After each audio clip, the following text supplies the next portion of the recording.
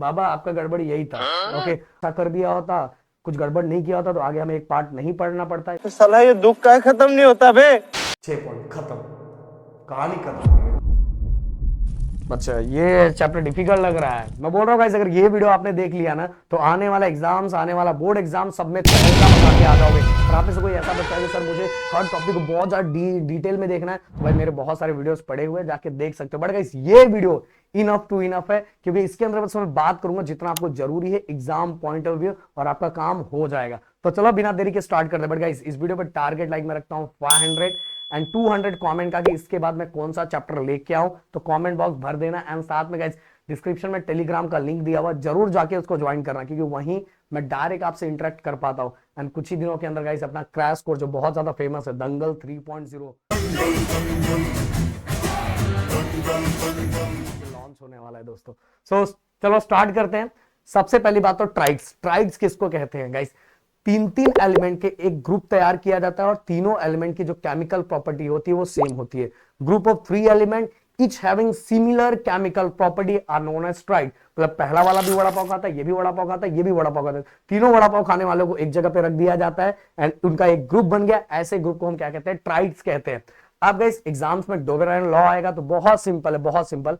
Atomic इसका इसका atomic mass, ये अदर 2 एलिमेंट जो है ना, इनके एटॉमिक मास का जब मीन निकालेंगे तो इसके बराबर होगा। मतलब कहने का मतलब, जैसे एग्जांपल लिथियम 6.9 है, देन इसका पोटेशियम 39.1 है। अगर ये दोनों को प्लस करता हूं, डिवाइड बाय 2 करता हूं, तो सोडियम के बराबर आ जाएगा, अप्रॉक्स बराबर हो जाएगा। तो कहने का मतलब atomic mass of the middle element was approximately equal to the mean of the atomic mass of the other 2 element।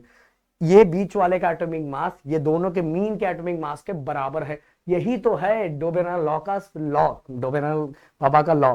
अब डिसएडवांटेज की बात करें तो भाई आगे जाके कोई आके खड़ा हो गया होगा, भाई तूने बोला था ना तीनों वड़ा पाव खाने वाली चाहिए, तो तीनों वड़ा पाव खाने वाला लाया हूं। बट भाई ये जो लॉ तू बता रहा है ना, मैच नहीं कर रहा है, इसलिए तू फेल हो गया। तो आगे जाके ये जो इन्होंने रूल बनाया था, ये बहुत सारे एलिमेंट्स फॉलो नहीं कर पा रहे थे, इसलिए फाइनली इनका लॉ क्या हो गया? फेल हो गया। अब बात करते हैं न्यूलैंड्स लॉ ऑफ ऑक्टेट। बहुत सिंपल है गाइस। न्यूलैंड्स ने क्या किया था, ये बताया था कि एवरी 8 एलिमेंट, सबसे पहले इन्होंने एलिमेंट्स को इंक्रीजिंग ऑर्डर में अरेंज किया। एलिमेंट्स को कैसे अरेंज किया? इंक्रीजिंग ऑर्डर में अरेंज किया। जैसे इन्होंने अरेंज किया, अरेंज करने के बाद इन्होंने ये बोला कि every 8 element had property similar to the first. मतलब कहने का मतलब 8वें नंबर पे सबसे पहले इंक्रीजिंग ऑर्डर में अरेंज किया, 8वें नंबर पे आने वाले एलिमेंट की प्रॉपर्टी उसके पहले वाले एलिमेंट के प्रॉपर्टी का सेम होगा। जैसे एग्जांपल, जैसे 8वें नंबर पे अगर मैं बात करूं, इधर मैं इसको अरेंज कर दूं, जैसे अभी हाइड्रोजन 8वें नंबर पे 1 2 3 4 5 6 7 8 ये आ रहा है, तो फ्लोरीन और हाइड्रोजन का क्या होगा? जो प्रॉपर्टी है वो सेम होगा। सोडियम और लिथियम की प्रॉपर्टी सेम होगी। मैग्नीशियम और बेरिलिन की प्रॉपर्टी क्या होगी? सेम होगी। तो कहने का मतलब यही है ना। तो अगर इनका लॉ आया एग्जाम में तो क्या लिखोगे?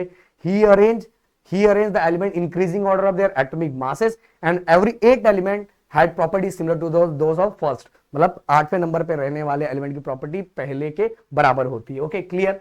इसके बाद गाइस टोटल इन्होंने 56 बॉक्सेस बनाए थे। इनके टोटल 56 वो बॉक्स बनाए थे एलिमेंट्स के लिए। और साथ में अब आगे ये फेल होना स्टार्ट हुए।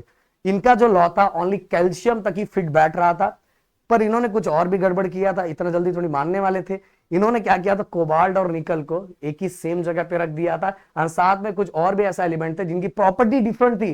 एक वड़ा पाव खाता था और एक मंचूरियन खाता था, दोनों को उन्होंने सेम जगह पे रख दिया था। तो ये भी इनका गड़बड़ था। कोई खड़ा हो गया, बोले भाई ये दोनों तो कुछ अलग अलग खाते हैं, मतलब दोनों का केमिकल प्रॉपर्टी अलग अलग है, फिर इनको तुमने सेम जगह पे कैसे रखा? बट इनके पास आंसर नहीं था, और यही इनका क्या था? डीमेरिट्स भी था। इसलिए फाइनली क्या हो गया? फेल। अब कहानी आती है, कहानी में एक नए हीरो आते हैं जो Mendeleev and modern period table जो हेनरी मोजले ने बनाया, जो अभी टेबल यूज हो रहा है। दोनों में डिफरेंस बस एक ही चीज का है। मैंडलीव बाबा ने एटॉमिक मास से चीजों को अरेंज किया था, और उन्होंने कैसे अरेंज किया? एटॉमिक नंबर, जो आज हम पढ़ रहे हैं, समझ में आए? तो इन्होंने एलिमेंट्स को एटॉमिक मास, उनके फिजिकल केमिकल प्रॉपर्टी को एनालाइज करके एलिमेंट्स को उनके एटॉमिक मास वाइज इन्होंने अरेंज किया। किसने? मैंडलीव ने। दोनों डेफिनेशन को मैं दिखा देना चाहूंगा जिससे आपको समझ में आए।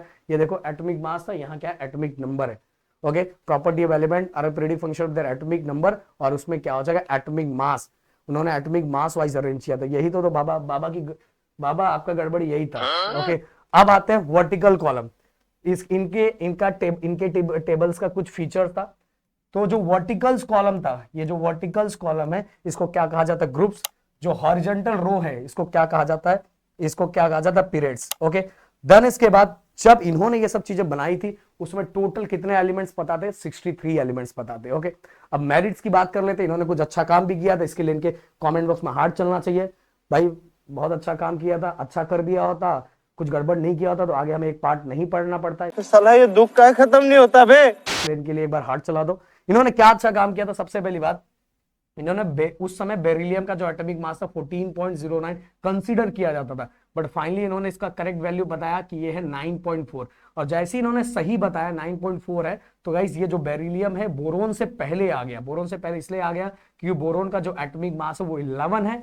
जब इन्होंने बताया कि पहले क्या था, बेरिलियम को 14.09 कंसीडर किया जाता था, तो बोरोन के बाद में आता था। बट जैसे ही उन्होंने सही बताया तो अब पता चला कि इसका 9.4 है, तो ये बोरोन से पहले आने लगा, पहले बाद में रहता था। इसके बाद गाइस पता नहीं ये पहले से बाबा थे, तो उन्होंने बोला कि भाई कुछ तो है, कुछ तो उन्होंने अपने अपने टेबल के अंदर कुछ तो खाली जगह रखे थे। इनको लगता था यहाँ कुछ तो आने वाला, कुछ तो आने वाला है। तो उस अननोन एलिमेंट का नाम इन्होंने एका बोरोन, एका एल्यूमिनियम, एका सिलिकॉन रखा। एंड बाद में वो एलिमेंट जब आया तो भाई बिल्कुल सही हुआ, तो इन्होंने इसको रिप्लेस करके बाद में ऐसे एलिमेंट बने, स्कैंडियम, गैलीलियम एंड जर्मेनियम, ये नाम आया। मतलब इन्होंने जो जगह खाली रखे थे ना वो फुलफिल हुआ, मतलब बाबा सही थे कुछ जगह तक। और इन्होंने साथ में जीरो ग्रुप भी अपने में एक और टेबल क्रिएट करके रखा था जीरो एलिमेंट्स के लिए। ओके, तो ये इनके मेरिट्स है। अब डीमेरिट्स की बात कर ले तो भाई इन्होंने कोबाल्ट और निकल को लेके बहुत कंफ्यूज थे, उसको उन्होंने प्रॉपर प्लेस नहीं दिया था अपने टेबल के अंदर। इवन गाइस वो हाइड्रोजन की पोजीशन को लेके भी कंफ्यूज थे। वो सोचते भाई ये हाइड्रोजन अल्कली मेटल है कि हैलोजन है, क्या है, इनको समझ में नहीं आता था। इसलिए इन्होंने सब हाइड्रोजन को सबसे अलग रखा था, ये देखो इसीलिए अलग। आज बेचारा अलग ही रहता है, पर अब की कहानी अलग है, उस समय की कहानी अलग थी। ओके, तो इन्होंने हाइड्रोजन का पोजीशन नहीं दिया था। इसके बाद गाइस आइसोटोप्स को भी इन्होंने कोई प्रॉपर प्लेस नहीं दिया था। जो अगर नंबर में बोलूं एटॉमिक मास का बाद मास बोलूं तो कितना है, 59।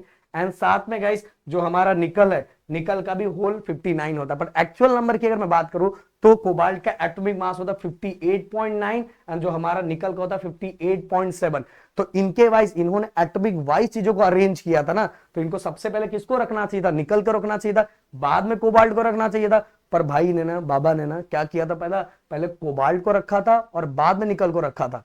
अभी वाइज सही है बट उस वाइज उनके वाइज गलत था, क्योंकि उन्होंने क्या बोला था, मैं सभी को इंक्रीजिंग ऑर्डर में अरेंज कर रहा हूं। तो भाई इंक्रीजिंग ऑर्डर में अरेंज कर रहा तो भाई पहले इसको रखना चाहिए था, बाद में इसको रखना चाहिए था। बट भाई इनके पास आंसर नहीं था, पर अभी अपने पास आंसर है। एक्चुअल कोबाल्ट का अगर आप नंबर वाइज जाओ तो कोबाल्ट का जो एटॉमिक नंबर होता है इसके अंदर टोटल इलेक्ट्रॉन 27 होते हैं, इसलिए ये पहले आना चाहिए। एंड जो निकल का है होता है 28 होता है, इसलिए बाद में आना चाहिए। तो एटॉमिक मास वाइज गलत है बट एटॉमिक नंबर वाइज सही है। बट उस समय तो गलत था ना भाई, जब इसने बनाया था, इन्होंने बाबा ने बनाया तो गलत बनाया था ना यार। अच्छा, हमको सिखा रिया है। तो ये इनका डीमेरिट्स हो गया। अब आते हैं अपने नए हीरो जो हमारे हेनरी मोजले, मजे में थे भाई। तो इन्होंने जो एलिमेंट्स को अरेंज किया था on the basis of their atomic number, उस वाइज अरेंज किया था। अब बात करते हैं टेबल के फीचर्स के बारे में जो आपको पता रहना चाहिए पूरा। सबसे पहली बात तो टोटल इसके अंदर जो हमें दिखाई दे रहा है टोटल 7 हॉरिजॉन्टल रो जो है इनको पीरियड्स कहा जाता है। क्या कहा जाता है, पीरियड्स कहा जाता है। एंड साथ में 18 वर्टिकल्स कॉलम, ऐसे लाइन को ग्रुप्स कहा जाता है। टोटल 18 ग्रुप्स होते हैं, 7 पीरियड्स होते हैं। क्लियर। एंड साथ में गाइस कुछ चीजें और मैं आपको साथ में ही बता देना चाहता हूं, पर यहां सब कुछ लिखा हुआ, वैसे मैं एक ही साथ बता दूंगा। एंड साथ में गाइस देखो इसके अंदर ये अल्कली मेटल होता है, ये अर्थ अल्कली होता है, ये हमारा जीरो ग्रुप होता है, ये हैलोजन ग्रुप होता है।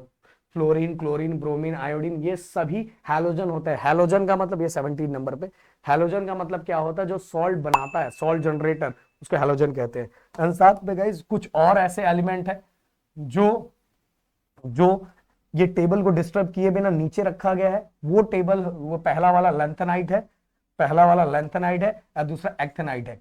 अब लेंथेनाइट स्टार्ट कहां से होता है, एल एंड एंड होता है लू, मतलब ला लू, starting with L and ending with लू, ला लू। एंड दूसरा एक और सीरीज जो नीचे है उसको एक्टिनाइट सीरीज कहते हैं, starting with AC ending with L R, AC L R. Okay. And guys total 118 boxes इसके अंदर हैं एंड 4 ब्लॉक भी होते हैं, एक होता है S block, P block, D block, F block. Total S block, SPDF। देखो मैं बताता हूं,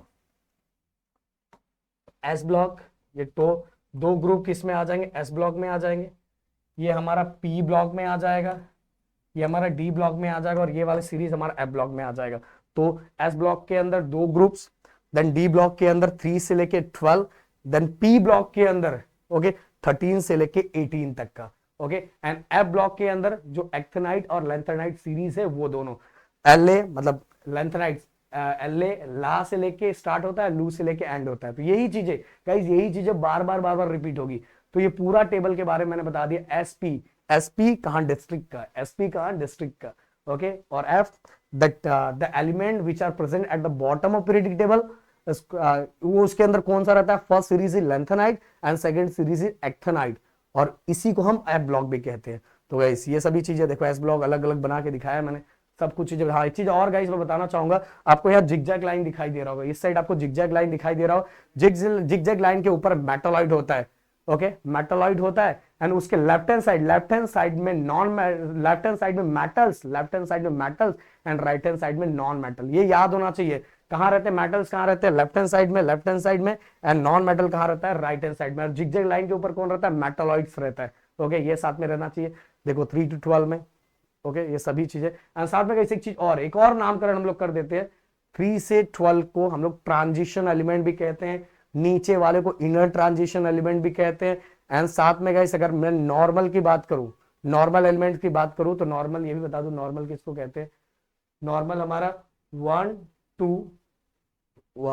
2 एंड 13 से लेके जो हमारा 17 तक, 13 से लेके 17, 1 2 एंड 13 to 17 जितने ग्रुप्स हैं, 1 2 एंड 13 to 17, इसको हम लोग नॉर्मल एलिमेंट भी कहते हैं। कौन सा एलिमेंट, नॉर्मल एलिमेंट। तो ये दिमाग में रहना चाहिए। इसके बाद गाइस अगला अगला अगला अगला आगे ये सभी चीजें मैंने बताई, 1 2 एंड 13 to 17 नॉर्मल एलिमेंट। देखो सब कुछ लिख के दिया हुआ। कुछ और चीजें गाइस मैंने बताया, ये अल्कली है, ये अर्थ अल्कली है। जैसे हम ऊपर से नीचे बढ़ते हैं तो एक एक नया सेल क्या होता है, ऐड होता जाता है। मतलब नीचे, ऊपर से नीचे जाते हैं तो नंबर ऑफ सेल क्या होता है, इंक्रीज होना स्टार्ट होता है। ये भी आपको पता रहना चाहिए। एंड साथ में गाइस लास्ट वाला हमारा टॉपिक जिसको लेके बहुत ज्यादा लोग कंफ्यूज होते हैं, तो भाई बस ये 2 पॉइंट आपको याद रखना है। पहला वैलेंसी, तो आपको पता ही है guys.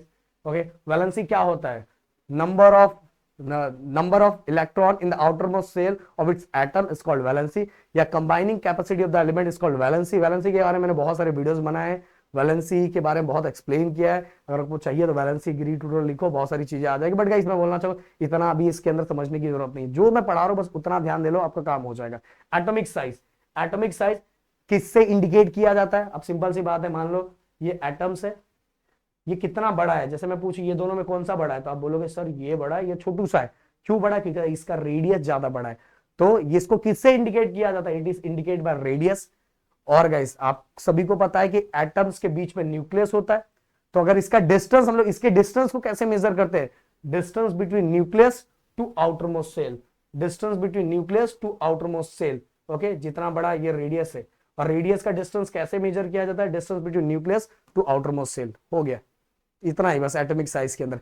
And metallic and non metallic के अंदर मैं बोलूं ना भाई, मैं बोला बहुत सारे बच्चे ना बिना मतलब मरते डरते रहते कि सर नहीं हो रहा नहीं हो रहा। देखो गाइस एक चीज क्लियर कट बताना चाहूंगा, एलिमेंट्स के अंदर अगर एलिमेंट की प्रॉपर्टी है कि वो अपने इलेक्ट्रॉन को लूज कर रहा है, जैसे Na क्या करता है, अपने इलेक्ट्रॉन को लूज करता है। तो जिसके अंदर, जिस एलिमेंट के अंदर ये प्रॉपर्टी है इलेक्ट्रॉन को लूज करता है, इट बिकम इलेक्ट्रोपॉजिटिव। और जब उसके ऊपर पॉजिटिव साइन आ गया तो उसका नेचर मेटल का होता है।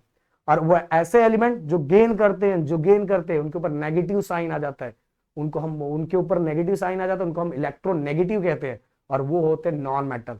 मेटल के ऊपर पॉजिटिव साइन, साथ में वो इलेक्ट्रॉन को लूज करते हैं। नॉन मेटल क्या करता है, नॉन मेटल गेन करता है, और उसके ऊपर साइन कौन सा होता है, नेगेटिव साइन होता है। बस ये दिमाग आपके अंदर होना चाहिए, बस काम खत्म हो जाएगा।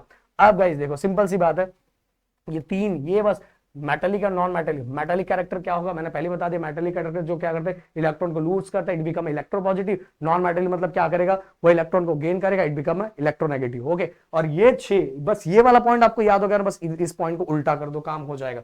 चलो प्रदीप सर यहाँ दिखाना चाहेंगे आपको एक झटके के अंदर। ये देखो, बस बस बस बस एक चीज बताऊंगा मैं।